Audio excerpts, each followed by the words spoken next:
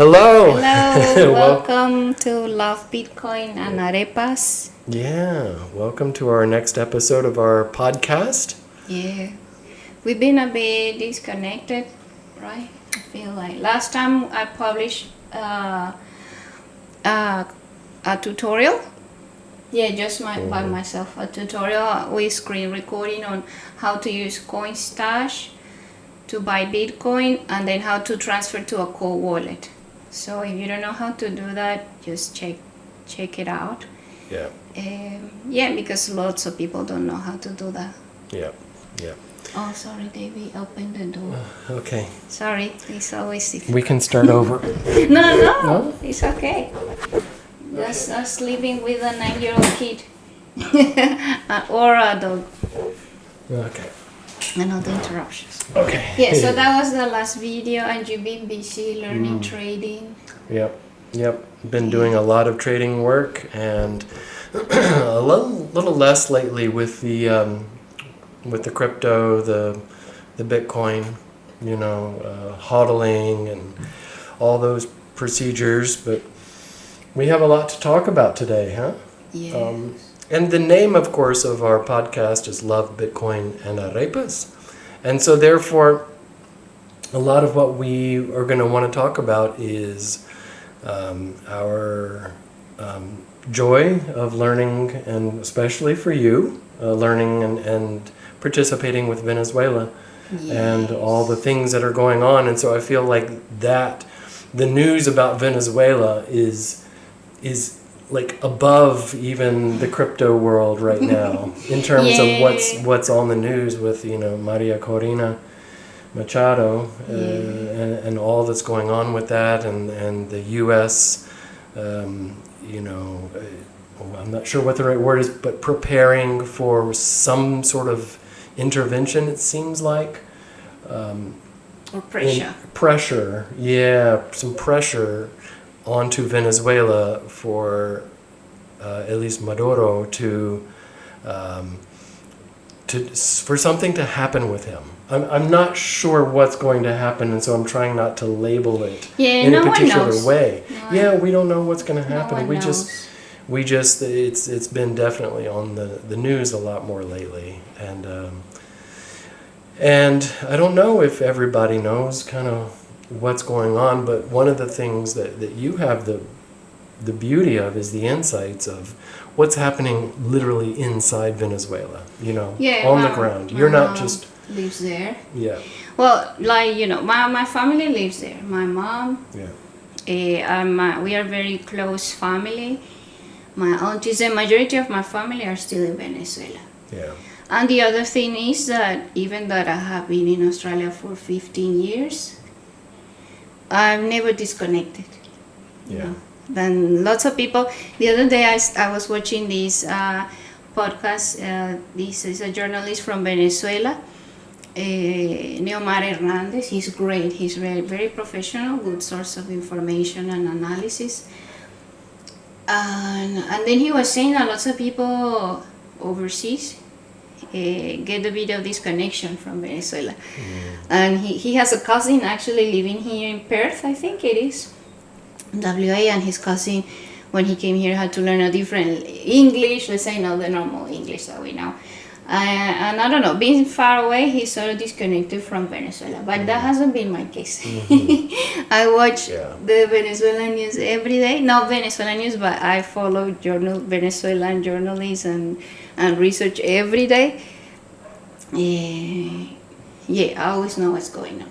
I haven't all these years. I'm always hoping that one day we can go. I don't know if to return to live permanently, but for sure it's always been a dream of mine to visit my family, to show my kid where I come from, and a lot of the things that we do here at home. We eat arepas, we cook hallacas for Christmas, we listen to the music, we speak Spanish, pretty much. I obviously blend pretty well with the Australian culture and values, but Yeah, I'm very Venezuelan. I'm still being, I haven't disconnected. Yeah, you still have a little bit of an accent too, just a little bit. Well, do I have an accent in English, really? Yeah. I thought it was perfect English. But yeah, so for a lot of people, this is new when you see news about Venezuela. And the other day at work, two colleagues were saying, "What's happening in Venezuela?" I think because I was talking about migration. Yeah, and then millions of Venezuelans had to flee the country, like something like almost 10 million people. Wow. They had to leave the country. There was a moment where they called us the Syrians of Latin America because we were migrating in amazing amounts, people walking to like Chile, Colombia, like walking. And this is a big continent, and people were just walking because they didn't have the resources to pay for flights or migrate through legal ways. So they were just going and being refugees in these countries, illegal migration. Lots went south, north. Yeah, even some people on boat going to Trinidad and Tobago. Lots of crazy things. And we have here in Australia lots of refugees. Some of my friends are refugees from Venezuela. So anyway, I know this is new for a lot of people in the U.S., the Western world, Australia, but for us, this has been 26 years. Of protests, being in the streets fighting, lots of people dead because of the protests, lots of political prisoners, elections and elections and elections that no one believes in these elections anymore. Like we are certain that lots of the elections of the opposition won, but they've been stolen by the regime. So this has been a long battle. So for us, it's like, well, it's now a hot topic, which is great. But for us, it's been 26 years fighting against this regime. So that's why sometimes we are frustrated. I have to say I feel frustrated when people say, "What's going on in Venezuela? What's happening?" Because to me, it's here we go. I have to explain a lot of things. Yeah, but I have to be patient and understand that it's okay if here we don't know, because not everybody needs to know that. I know other people from Latin America, especially, they already know. In Spain, they know because they have to receive a lot of this migration. In Argentina, they know a lot about what's happening in Colombia, obviously, because when I meet people from Colombia here in Australia, they immediately know, oh man, I'm so sorry, what's happening. So we know in our continent what's going on. And the US had to face it right now because you had a lot of suddenly millions of migrants from Venezuela that what's going on while all these people coming here. So that's why sort of you are now discovering. But Australia is too far away, I think, from all that. So they're a little more disconnected here from that. And I think the U.S., from my experience growing up in the U.S. and spending 45 years there, is that we didn't know a lot about Venezuela growing up either. Even when the Chavistas take over, it's we might have heard the names, but that's about it. We're not taught. It's not on the news. It's not in the awareness. Yes, it's true. And I would imagine being in Australia on the other side of the Pacific Ocean is going to be even more disconnected. And one thing here, I'm very critical of mainstream media. But the media here is very shallow. Like they cover, I have to say, The Guardian, some newspapers are a bit better.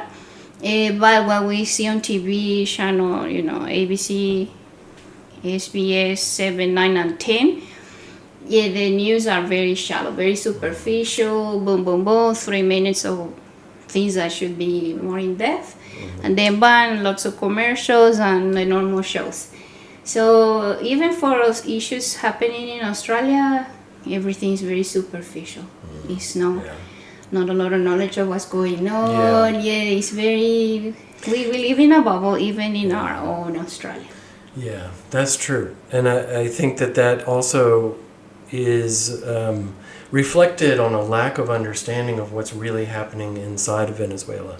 Because of the repression of free speech, being able to talk about these things, being able to even use your phone to look them up, if your phone gets confiscated by whoever, military, paramilitary, police, whatever, and they go through your phone and they see that you've been looking at, something about the Nobel Prize with María Corina. It's then you're going to be in trouble. Yes, and yes. who knows, fined, thrown in jail, I mean, not just, a little slap on the wrist, but, serious trouble. Oh, yeah, you could disappear. And no one's going to rescue you. Yeah. And so, it's dangerous. And so from the inside, there's so much going on, but nobody can talk about it. No, it's right? dangerous. Unless you are in the position that you're in, where you're kind of have 1 foot in, 1 foot out. I'm still scared of going to Venezuela. Yeah. Yeah, I haven't been in 12 years. 12 years. Yes. Now I'll be scared. I'll be scared of going with the regime there. I feel if we get there, well, obviously you won't be able to go with the regime in power because Americans, they get taken, no due process. They will think you are part of CIA, spy, or whatever. They will put you in a prison. And goodbye. No one will rescue you until, this U.S. administration right now, at the beginning of the term, this year, they rescue the Americans that were in prisons in Venezuela. Just because they were on holidays. Lots of cases, they had the girlfriend that they met online, lots of cases like that. People just didn't know. You go on holidays, you get detained. And also, they had to rescue. There was a lot of negotiations with El Salvador helping, and even people from lots of countries, Italy, Spain, a lot. Yet, if you are Australian, don't go to Venezuela right now. It is very unsafe, and you can check it on the Smart Traveler website.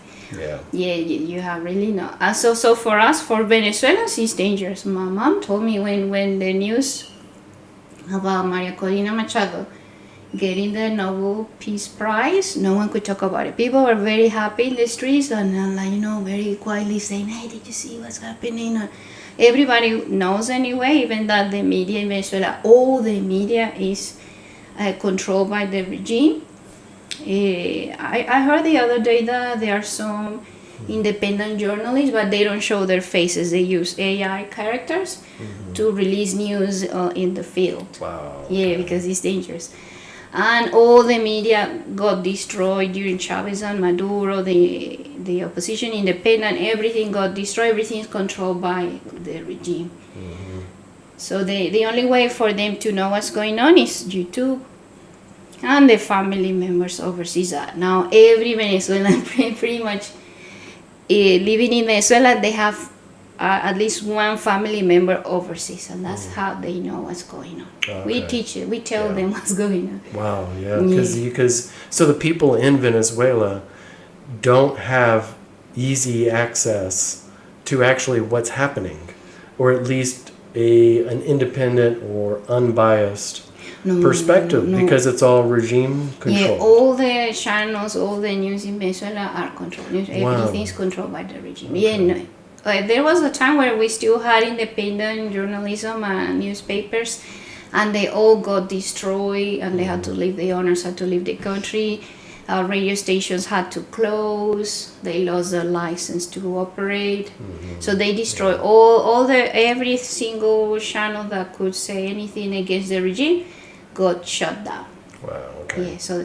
And people got very smart. When you close one channel, others will open. Ages ago they banned X or Twitter when it was Twitter, because that was a way for people to know what's going on. Still, it is a source of information. X very important in Venezuela. But then people discover VPNs, and that's how they know what's going on. Everybody there, and something that we are discovering now in Australia, like let's say it's becoming more common because of the social media ban. Yeah. In Venezuela, many years ago, people normally, grandmas, everybody, are using VPNs. It's normal there. Okay.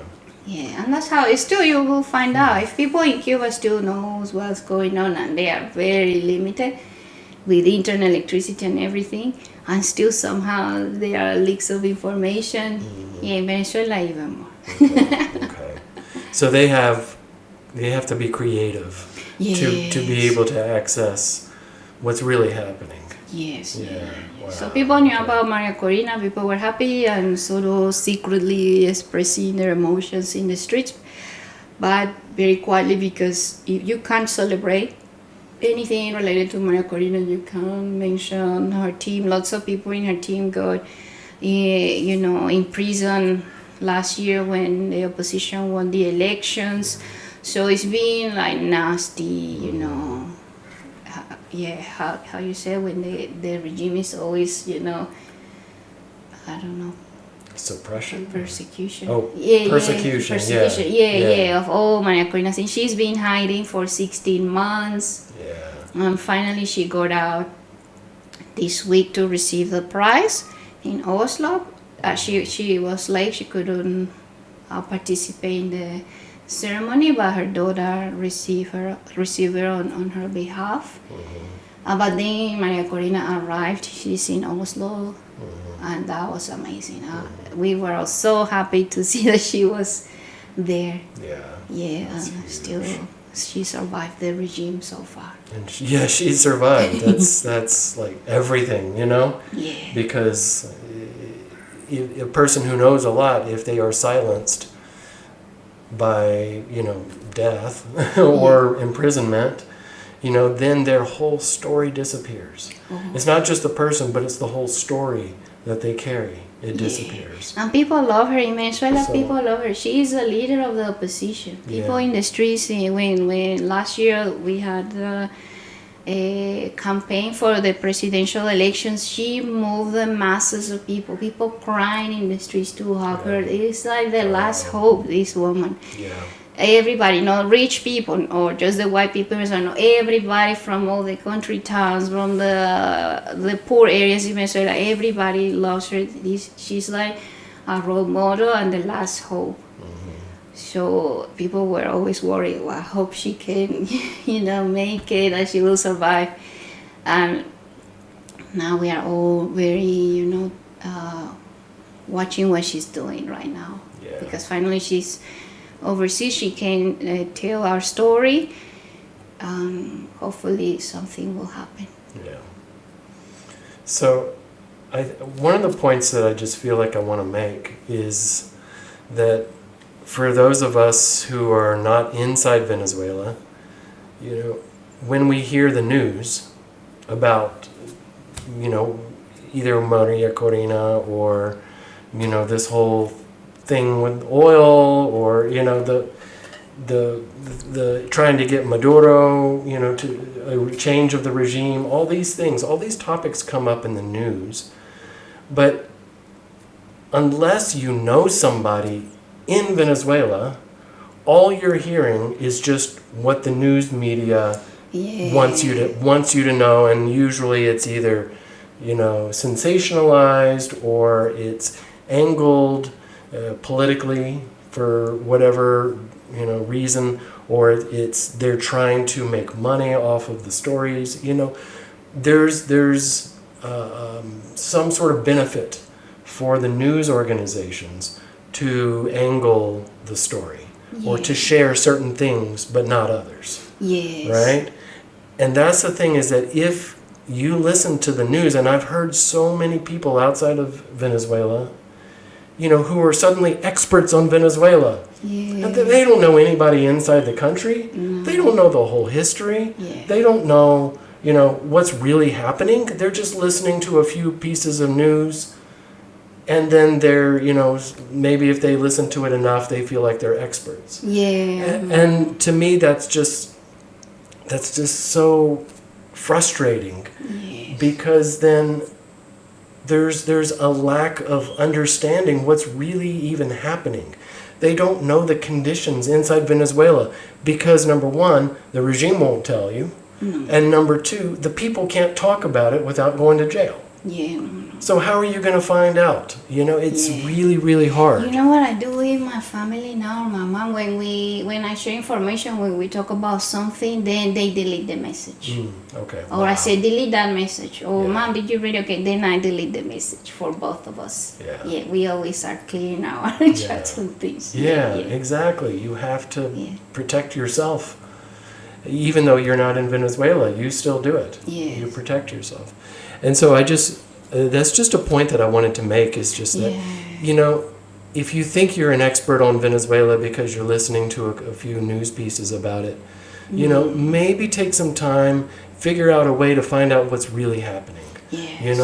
Find out from people inside Venezuela if they can talk, or find out from independent sources in other countries, Venezuelans who are like you, who have one foot in, one foot out, other people who can talk about this stuff freely, and they can express their opinions and their frustrations. Because if you talk to people in Venezuela, you'll never hear anything bad about Maduro. You'll think, oh wow, this guy is the most amazing thing. Well, they ever. don't say anything, but or people say like, they're hoping for an end very soon. They don't care the consequences. They just want this finished. Yeah, exactly. Yeah, they just want to be out of this misery that it's just been, and we haven't even talked about what it's like. We haven't even touched that.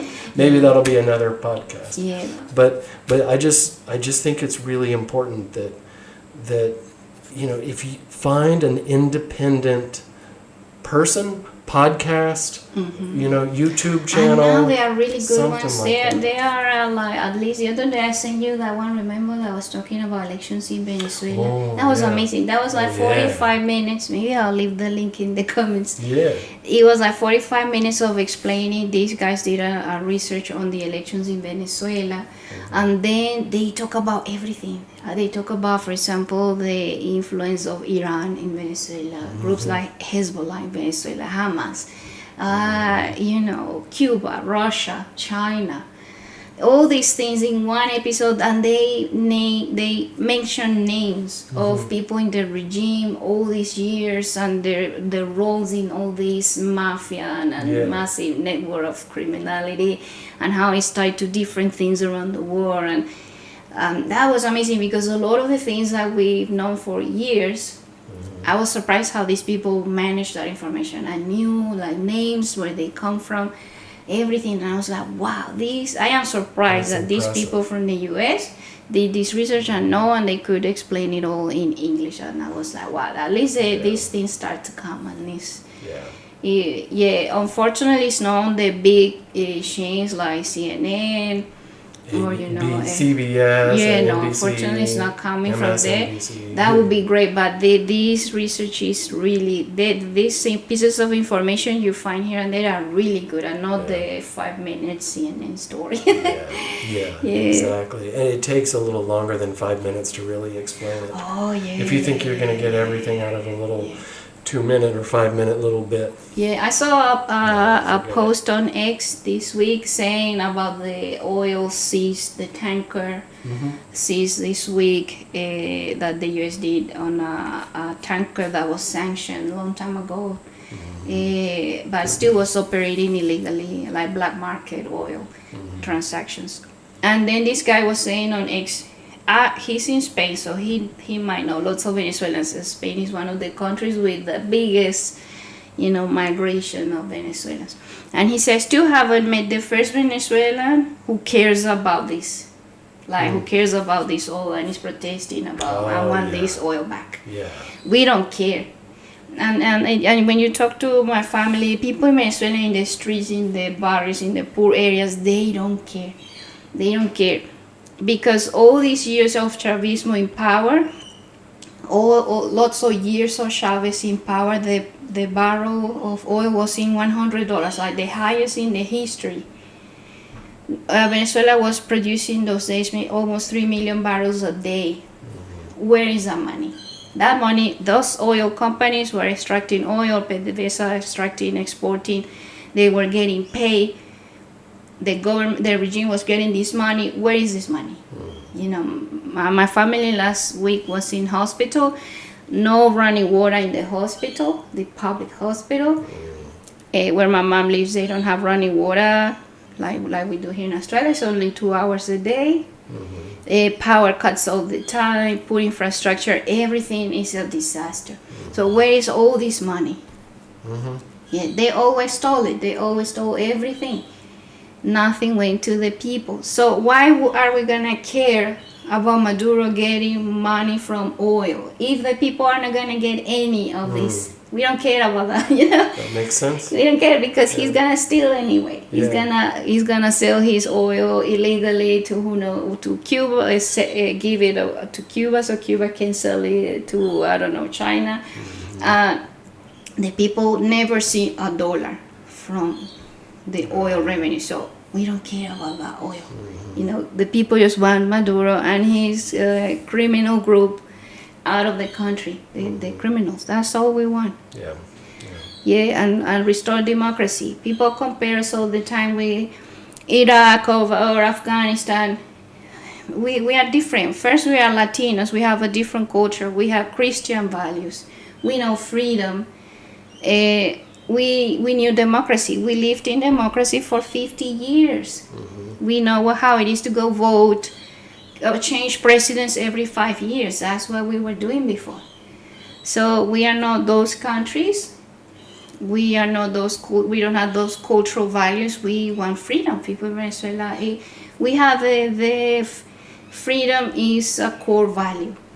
Yeah, you know, it's not that other countries are used to live in repression and all that. That's why Venezuelans leave the country.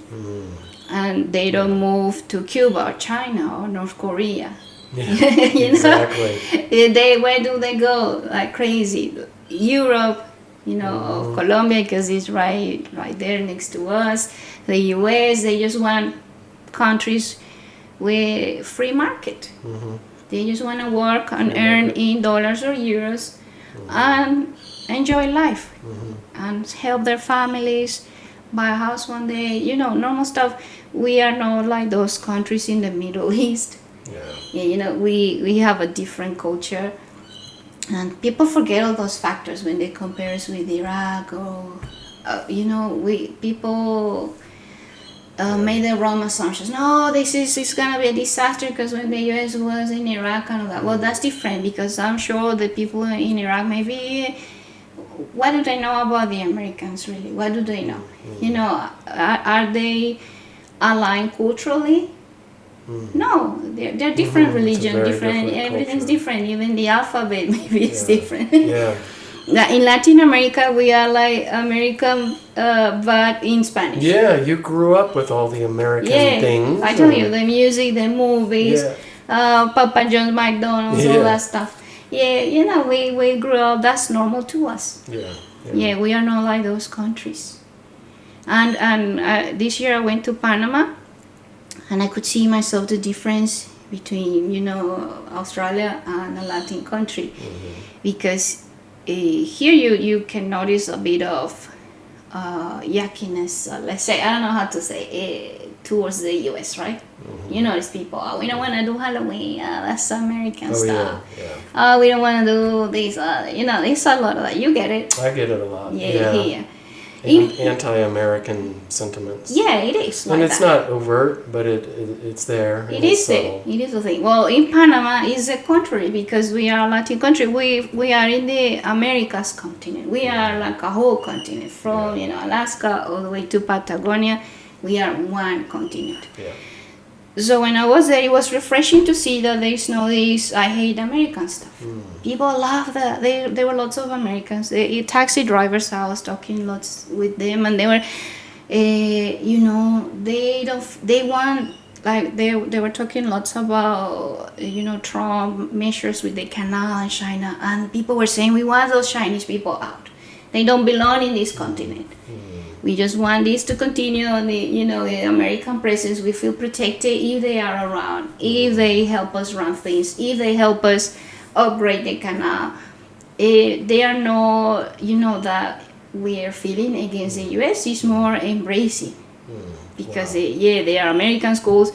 Their currency is the U.S. dollar. They are so grateful for it. The taxi driver was, I'm so happy that I'm in my country, in Panama, and I earn in dollars. I will never change that. He said, I don't want to earn in a previous currency. He wants U.S. dollars. So I noticed something different. And Venezuela has the same to the U.S., except for Chavistas, or the little group you see with Maduro. They are anti-U.S. and Western values, because they are aligned with the Cuban Revolution, Fidel Castro.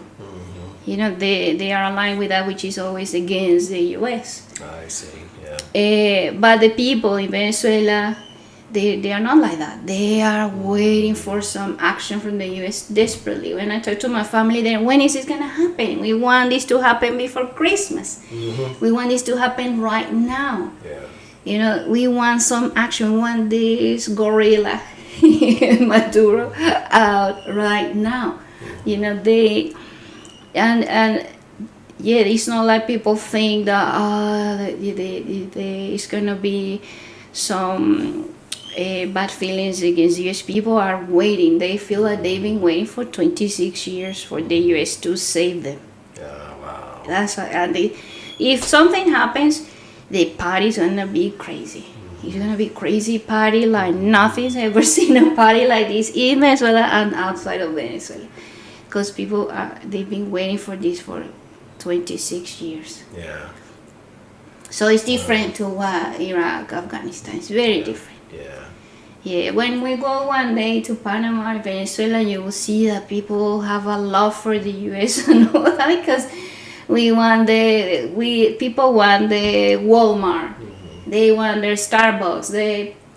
People want all that stuff. They want Halloween and Yeah, this is they true. want the dollars, US dollars. It's American thing. It's US pro US stuff. Yeah. And sometimes I even told you, sometimes I feel like in Latin America, and you can see for me, we love the US more than you natives do. Because you've been trained by the media, I don't know who, that you have to hate your country, you have to hate who you are, you have to hate Super Bowl, English, the dollar, and what you represent. And then in Latin America, we're like, no, don't change, that's what we like about you guys. Right. So it's going to be refreshing for you when we go to Latin America, because you will get a different experience. Yeah, interesting. Yeah, I mean, I know what you're saying about this, somehow this hate, almost like it's like a hatred, it's like turning against what defines or what the good things about the U.S. I mean, and this is a huge subject, huge subject of debate. Like I can't even say how big this is, but just that idea that that there's this wow, we need to embrace all the foreign things that come in, because it's so much better than the American thing, or the U.S. things. Yes. That the foreign things come in, we have to treat them always with respect. Always with utmost care.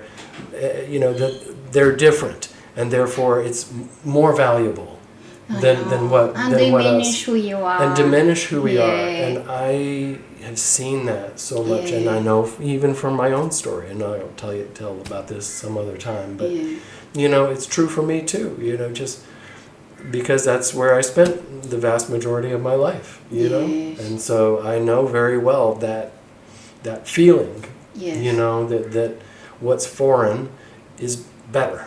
And so bring in all the foreigners, but it's that gets really tricky, because if everybody's coming in from all the other cultures, the U.S. culture, it's gonna slowly start disappearing. Because it's like everything is being is starting to diminish Because this belief, and it's so true for me. Like, you know, if it's foreign, it's better. Somehow it's better. You know, the Italians are so much better at producing certain foods. You know, the ways of these other countries are doing is so much better. I mean, I don't want to go into all the specifics. But then you have to question that's yourself why everybody wants to migrate to the U.S. Yeah. Why they don't want to move to Venezuela. Yeah. No one is doing lines in the Venezuelan embassies That's to true. get visas to move to Venezuela. That's true. You know, so people, it's a lot of hypocrisy. People Yeah. defend a lot and they hate the U.S. and all that, but they want to do the school, they want to go to universities there. They want to apply work over there. They want to illegally migrate over there. You know, it's the center. Why is that? Yeah. You know, you have to question. So there must be something good about this place. Everybody wants to come here. Yeah, exactly. And There must be something good about it. yeah. And I know you guys complain a lot about your own country, but I've noticed for people I know from Venezuela that have gone there, they arrive there, the first week they are working. The week they arrive, they're working. On construction, it's not like professional people. The people I'm talking about just have high school at the most. Quickly they are working in construction, like or a waiter at a restaurant. Very quickly they are renting. In Venezuela, it's really hard to rent. You have to live with your parents forever. And very quickly the credit system is easier. Very quickly they buy a new car with a very little wage, but somehow they manage to buy a car with small deposit or something. And they're earning in U.S. dollars. They earn in US dollars. Yeah. They are enjoying life, going out for dinner sometimes, buying clothes, doing things that in Venezuela are luxury. And they saving money, helping family in Venezuela. So they already can do in 1 year so much that they could never even dream in Venezuela. Right, yeah. You know, so still is a country of opportunities or a strong currency, even though, you know, we don't like fiat money, but it still is the strongest. Yeah. And It's the best of the worst. yeah, One person says. and they The buy best of the clothes so worst. cheap, jeans so Yeah. cheap, and everything so cheap. Yeah.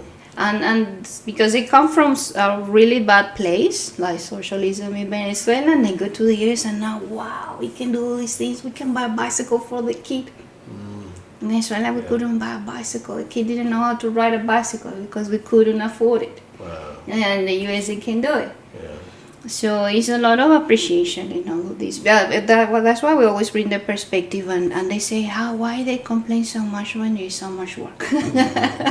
There's so much work in, you know, in construction or this or that, and yeah, because they come from the worst situation. Yeah. And they appreciate so much more. Yeah, they have electricity, all that. Yeah. I mean, just the idea of, I never really appreciated running water. I just assumed, you know, that's just the way it is. Yeah, and then yes. You know, and then it's like, no, you know, I mean, you get it for what, 2 hours a day at most, you know, if the electricity is on and the and the pumps work, you know, but. And all my friends too. My friends are professional ones from uni that then moved to the US years ago, and they work as engineers. Like all of them bought really nice houses. We've been in one of my friends' house. Yeah. And they're not rich people, just two professionals working, bringing the income of two people, and they can afford nice houses. So I don't know if it's the credit system, the house prices, I still don't know compared to Australia. Yeah. But it's, for them, I've seen it's been easier, faster than it has been for me in Australia. Interesting. Yeah. So still owning houses there, it seems to be easier. Yeah. So I'm Panama too, but Panama is more the apartments and all that. But yeah, anyway, so people are as always saying all these things against the US and all that, but. Oh, wait a minute, think about, do you want to move to Venezuela then? If you defend so much socialism, but you don't want to move, you know, something's not right. Oh, that's you know? true. They don't want to move. They are happy to criticize the U.S. from New York. From inside the democracy. Yeah, yeah, but they are not willing to move to Venezuela and support the regime. Yeah, and jump into socialism and Yeah. enjoy the perks of having electricity sometimes Yeah. not working. And people should do their research. If you don't know who to sources of information, just use ChatGPT or Grok. I was doing today Grok and Leo, which is the browser Brave. The browser Brave. Yeah, they have their own AI. I was comparing to, like, I asked this question: in which countries has socialism worked? I want to know. And it hasn't worked yet. This is just theory. It hasn't worked. And then the countries where socialism, like fully state socialism, has been implemented, and the list was Soviet Union, Cuba, Venezuela. Well, obviously it hasn't worked. All the examples. Yeah. They mentioned the Nordic countries, like Sweden, Norway, all that. But it says these countries are not socialist. They have a free market economy. Capitalism is the economy. Okay. Obviously, they have big social programs like free healthcare, education, but it is economy is capitalism. Okay. It's private sector, strong. In socialism, the government takes everything. In Venezuela, the government owns everything, controls everything.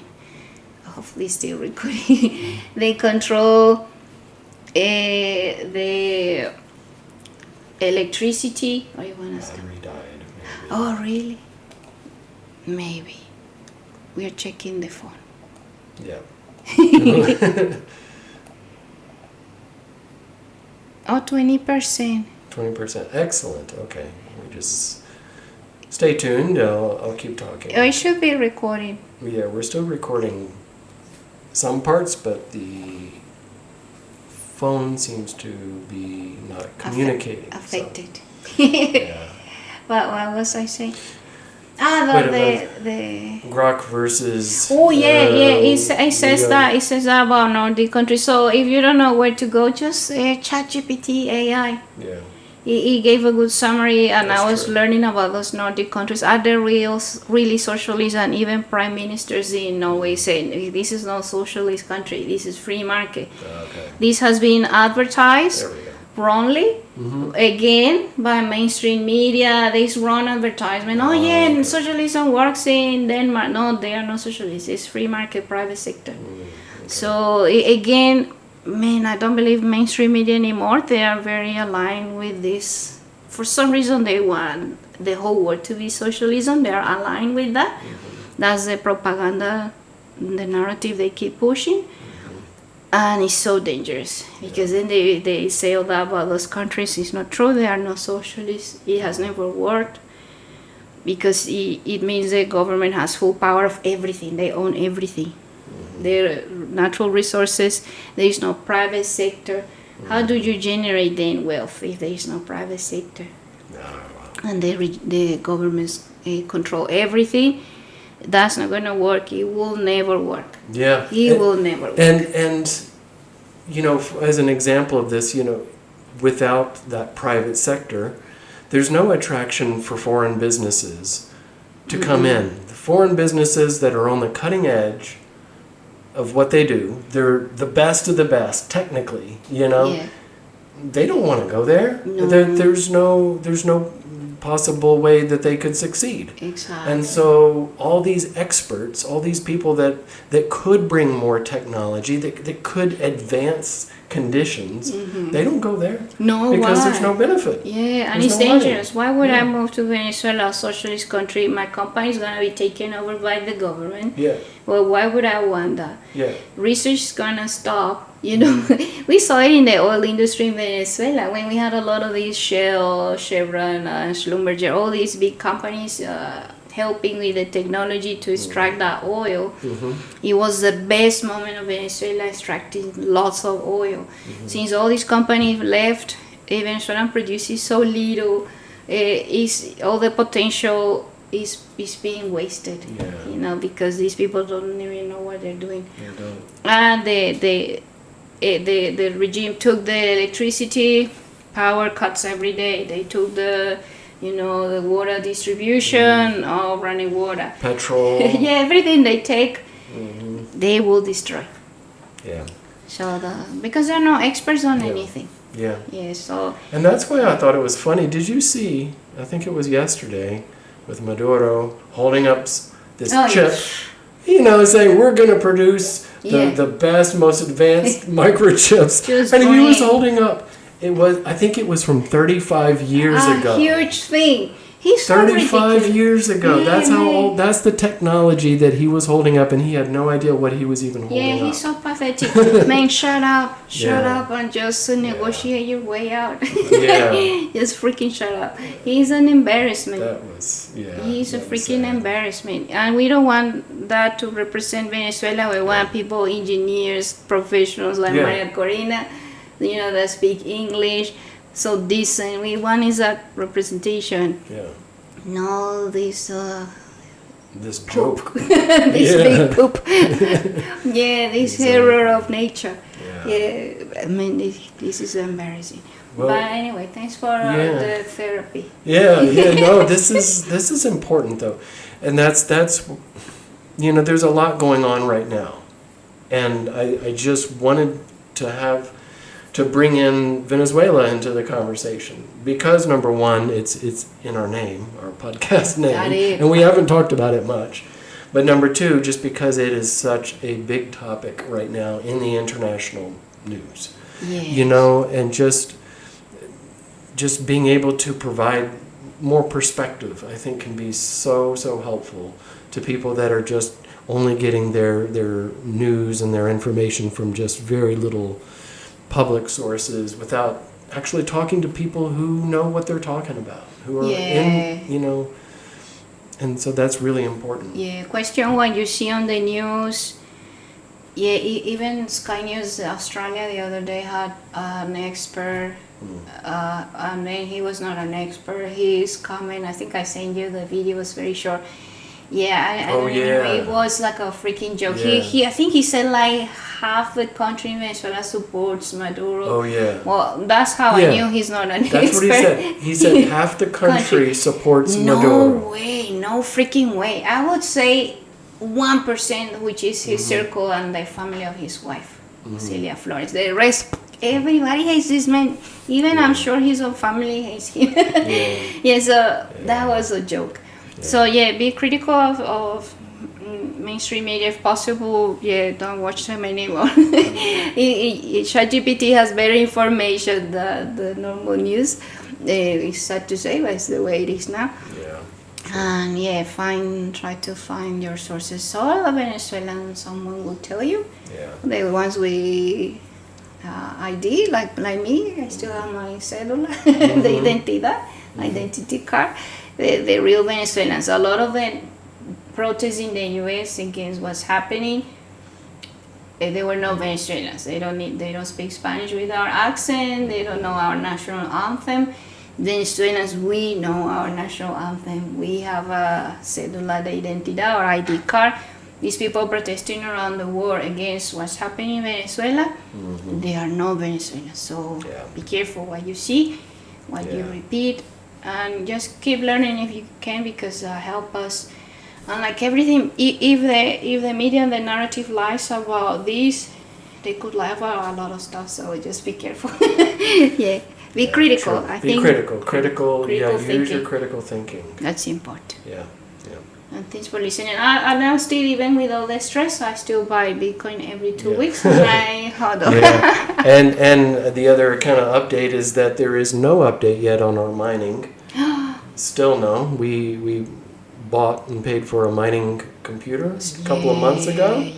And they're setting it up, I believe, in Ethiopia. They're setting it up in Ethiopia. I know. And it's been 2 months, and there's still no progress.